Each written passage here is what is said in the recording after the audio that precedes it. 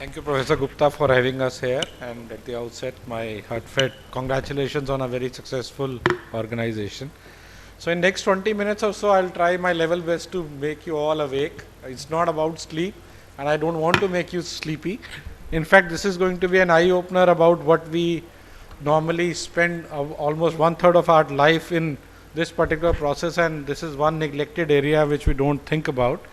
I'm going to talk about some newer insights in obstructive sleep apnea. We've all heard about sleep talks many times before, but you'll be surprised to know that the Indian literature is full of description about sleep and sleep habits and its importance in health.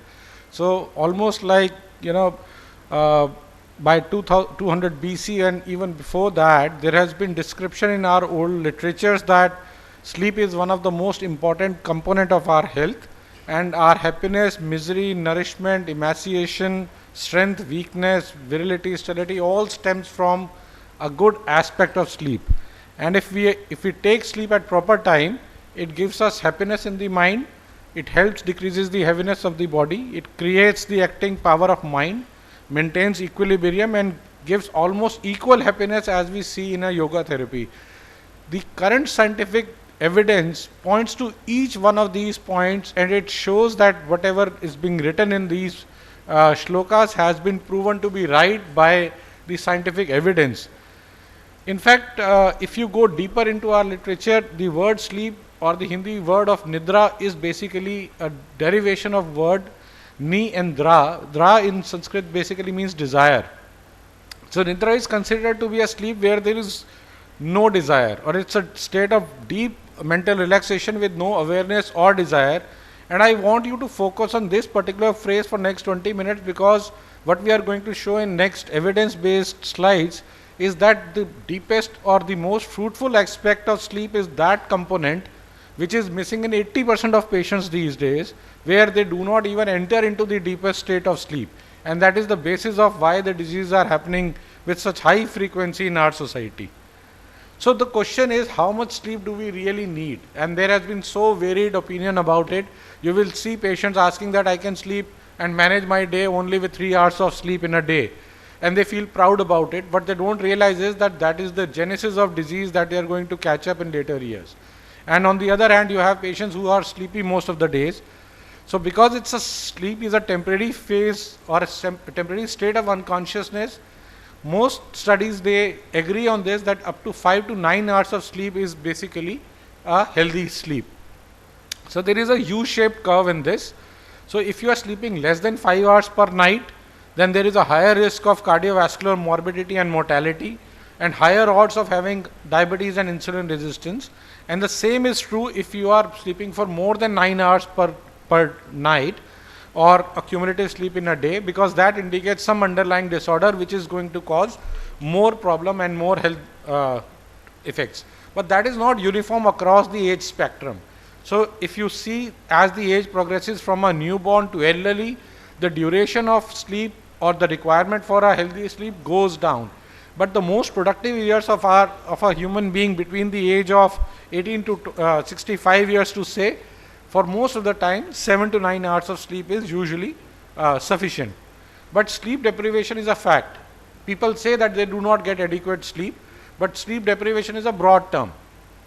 There are many meanings of sleep deprivation. There can be an inadequate sleep, that means the quantity of sleep is less, where you are having lesser hours of sleep and can lead to cognitive impairment. Then there can be a sleep fragmentation, which means that there is no problem in initiating sleep by the patient, but they have problem in maintaining sleep. So that is what we call sleep fragmentation. Then there is impaired sleep because of the so much of call centers and so much of night shifts happening these days in metros and other cities, where people do not get adequate sleep because the physiological circadian rhythm is disturbed because of their work in the shifts. Particularly in health profession, every resident probably has gone through this phase of doing night duties repeatedly. And unfortunately, this is the problem only in our system, where people keep on doing night shifts or alternate day, night off kind of duties for many years together. Nowhere across the world except in our system, people are doing regular night duties except in this kind of situation. has been study on sleep physiology. We tend to go from based on EEGs in a a definite pattern during our sleep. We start with beta waves, and then on EEG we go down to a deeper stage of alpha wave, and then to theta and delta wave. And these first four stages are what we call non-REM sleep or non-rapid eye movement sleep. And then we enter into a REM sleep, which is called a rapid eye movement sleep, and I am very briefly going over them. So we have a waking stage where our EEG shows beta waves, when the body is just starting to prepare for rest. Everything is active. We are just about to close our eyes and see. Then there is non-rapid eye movement sleep, which lasts usually from 90 to 120 minutes. Each stage is roughly about 15 to 20 minutes. It starts with stage 1, where there is 50% reduction in activity. Just from beta, slightly waves start to going down.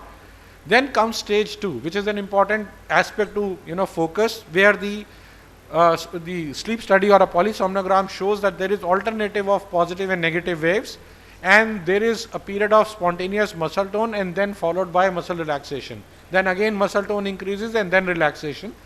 This is how the body is preparing us for relaxation of our peripheral muscles. Now this is very important. Why? Because these peripheral muscles also involve calf muscles. And when these calf muscles are relaxed, there is a vascular pooling in our legs. This decreases your vascular return.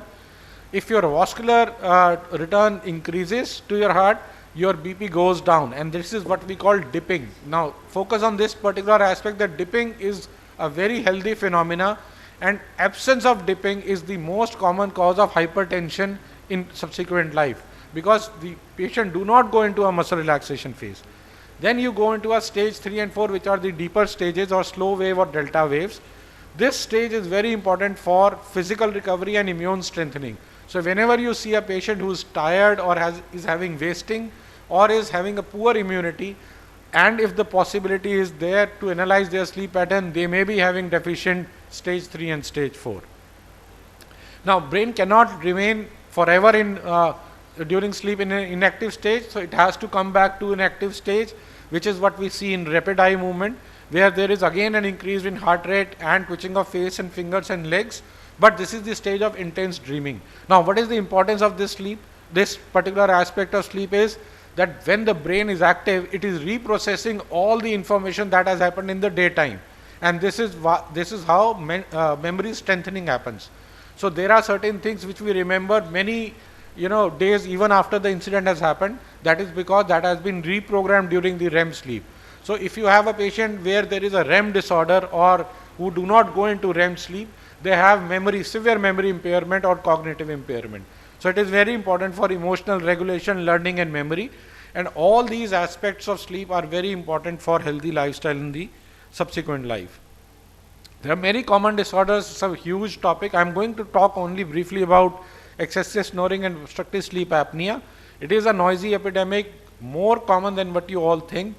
It basically means that there is loss of air to lungs many times per hour, and this leads to lack of oxygen to brain, and this leads to shutting down of brain. Now based on polysomnography, there are various definitions. It can be apnea, where there is cessation of breathing for more than 10 seconds. There can be hypopnea or obstructive apnea, where there is a varying degree of blockage or varying degree of decrease in the airflow that you can see on the sleep study. How do you diagnose OSA? It's very simple. On a sleep study, this is the gold standard for diagnosis. There are asymptomatic patients with sleep apnea if there are more than 15 episodes of apnea or hypopnea happening. If it is less, then you diagnose these patients are having some kind of abnormality.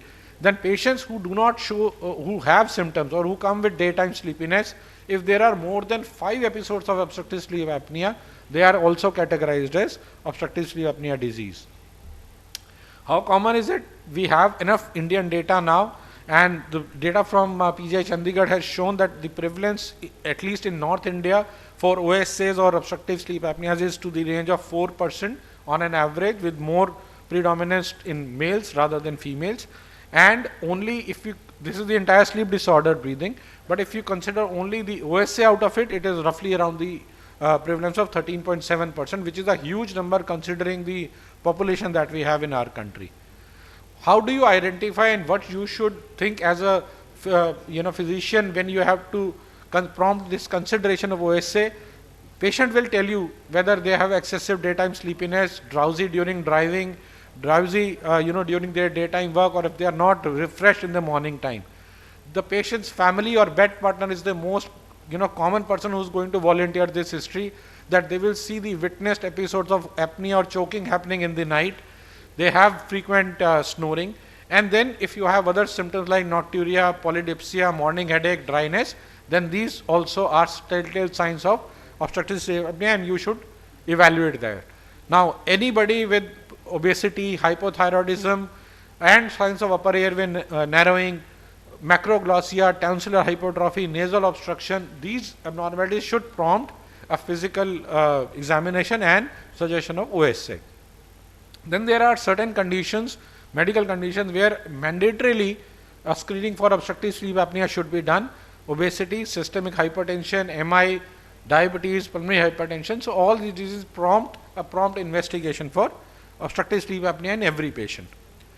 Obesity is the major risk factor for OSA. About 70% of patients with obstructive sleep apnea or OSA are having OSA. But important, consideration is this particular statement is that up to 30% of patients without obesity can also have obstructive sleep apnea. So you need to identify them completely. Higher the BMI, higher the odds of them having OSA. Very briefly about this aspect of OSA, where you need to understand that the basic pathophysiology lies in the tongue muscles and the obstruction at the level of oropharynx or velopharynx. Now, this is the MRI of a normal patient. On the other side is the MRI of an apneic patient. You can see the tongue fall which is there, which has significantly narrowed the upper airway. Now, all obesities or all OSAs cannot be managed in a single way. There are various classifications now to define obstructive sleep apnea in different ways. So, if there are certain underlying mechanisms where we have an anatomical compromise, some problem with the dilator muscles, some unstable ventilatory control leading to OSA, and then there are patients with cardiovascular risk and other disorders. I am very quickly going over them because this is something which is a very new concept. Up to 30% of patients are having OSA because of anatomical problems. Now, these are the candidates who must be referred to surgery, and they will get completely cured of their OSA, but 70% of patients will get no benefit out of any kind of surgery in OSA. These are those non-anatomical contributors. The anatomical contributor is if you have a craniofacial abnormality like lower maxilla or enlarged tongue or macroglossia, and their corrective surgery in these 30% patients will make them completely okay and relieved of their obstructive sleep apnea symptoms. Then the non-anatomical contributor, the major problem is the ineffective pharyngeal dilator muscle, which is the genioglossus muscle or the lung muscle. And the chief factor that causes this is diabetes, hypoxia, obesity. All these symptoms can lead to ineffective genioglossus muscle activity, and the treatment for this is that you can do a CPAP or a hypoglossal nerve stimulation, which can improve the condition in such patients. Then there are certain patients who have more sleep fragmentation, where they say that they are able to initiate sleep very well, but they get up early in between. These patients have got low arousal threshold. So even just slight, uncomfortable bed, uncomfortable pillows, any kind of stimulus will lead to breakage in sleep patterns, and these patients should not be prescribed CPAP therapy. You should identify them very correctly and then give them, corrective treatment, including some sedatives or hypnoptics, and they will get better with OSA rather than CPAP, because CPAP pressure itself will make their sleep apnea worse, because they will feel more suffocated because of sleep apnea. Then there is a certain thing which is called loop gain, which is very simple to cane stroke breathing that you see in cardiac patients. It basically says that patients have got an abnormal ventilatory response to their carbon dioxide level. Sometimes they hyperventilate, sometimes they underventilate, and based on this we decide whether this patient to be given a CPAP or a BiPAP therapy. So that is why it is very important to go deep into their phenotype and understand the pathophysiology before you give them treatment, because not everybody is suitable for a automatic CPAP. So if the patient has got more of low dose hypnotic or high loop gain therapy, oxygen will benefit them, whereas BiPAP will be required for other type of patients. There are many screening tools, including the sleep scales, and Epworth Sleepiness Scale, and the diagnosis is made on polysomnography. Study can be done at home, but the best study ideally for the diagnosis should be done in the lab, because then you can follow them later with other parameters. As far as the therapy goes, the number one is behavioral therapy, and auto CPAP is the cornerstone in most of the patients. Behavioral therapy includes nasal obstruction, weight loss, smoking cessation, and education about sleep, whereas mainstay of therapy is CPAP. Now there are so many questions that are asked about how to give CPAP and how to make them compliant with CPAP. The best thing is to titrate it. Manual titration of a CPAP machine during a normal sleep study is the best way to adjust the problems that can happen during subsequent therapies. And you must take care of the interfaces, the pillow mask, the gel mask, or the humidity which is there with the CPAP machine, which can make them more compliant for this kind of therapy. There is tremendous benefit of CPAP therapy. You can see this in the graph, that if you give the pressure, the normal patient has, without CPAP, has got such tiny airway which prolongs and the obstruction is relieved, and most of these patients gain very good comfort out with the CPAP therapy.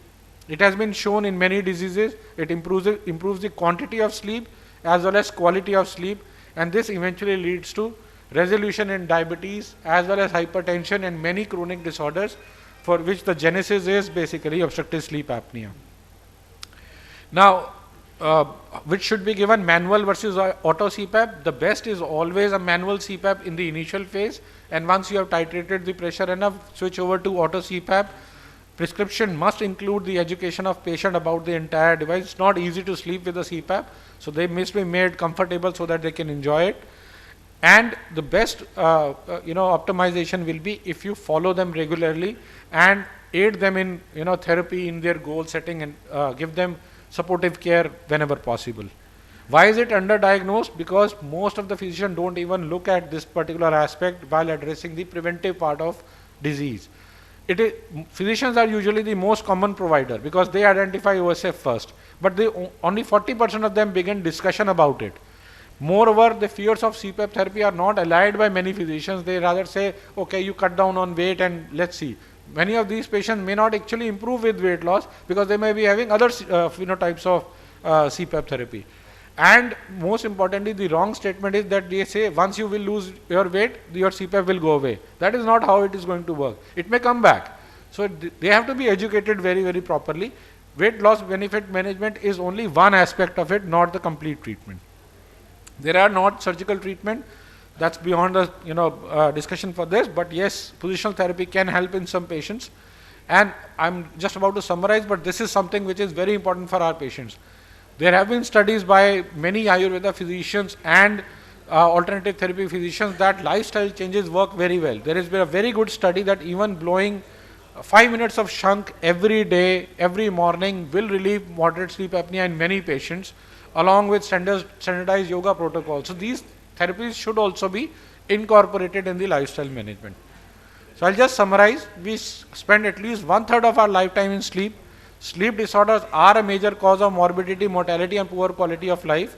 Polysomnography is the gold standard, but very important is that after this polysomnography, we must understand the endotypes and phenotypes of OSA so that we can give them the targeted therapy rather than giving them a blanket OSA CPAP for everything.